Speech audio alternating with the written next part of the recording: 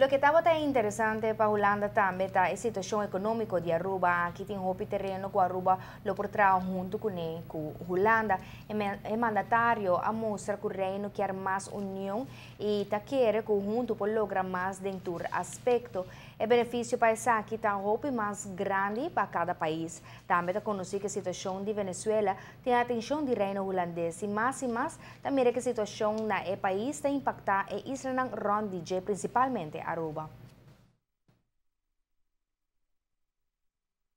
Om gezamenlijk ook te kijken hoe het Koninkrijk als geheel, dus ook mijn ministerie van Buitenlandse Zaken, zich kan inzetten met al haar instrumenten en met ook onze ambassades, om te zorgen dat dat kritische massa krijgt. Je hebt toch in deze grote wereld met veel concurrentie en met heel veel kansen, maar ook met heel veel risico's, heb je elkaar echt nodig in een steeds groter wordende wereld, waar iedereen het van belang vindt, denk ik, dat voorbeelden zoals van Aruba gevolgd worden.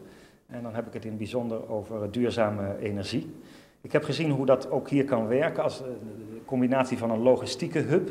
Een hub ook voor ons aan het Nederlandse deel van het Koninkrijk met Latijns-Amerika. Als het gaat om de kenniseconomie, ik denk dat dat ook van belang is voor een nieuwe generatie Arubanen. Die natuurlijk heel veel in de toerismesector zitten. Toerisme dat blijft ook, maar er zullen ook andere activiteiten komen.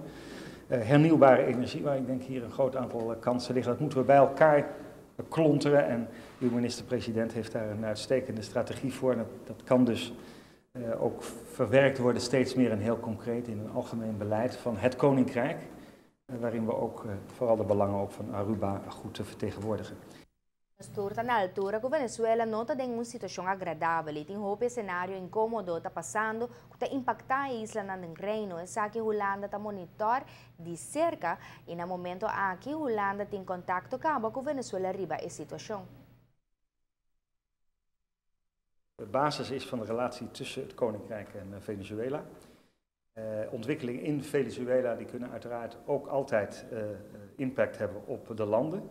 Ik denk dat het daarom van groot belang is om te blijven investeren in goede diplomatieke relaties. Die heb ik ook met de minister van Buitenlandse Zaken van Venezuela. En ook goed in die diplomatieke kanalen te investeren.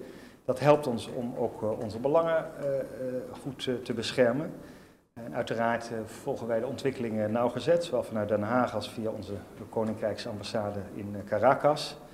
En uiteraard worden de belangen ook van Aruba goed meegenomen in die goede betrekkingen die we willen onderhouden met Venezuela.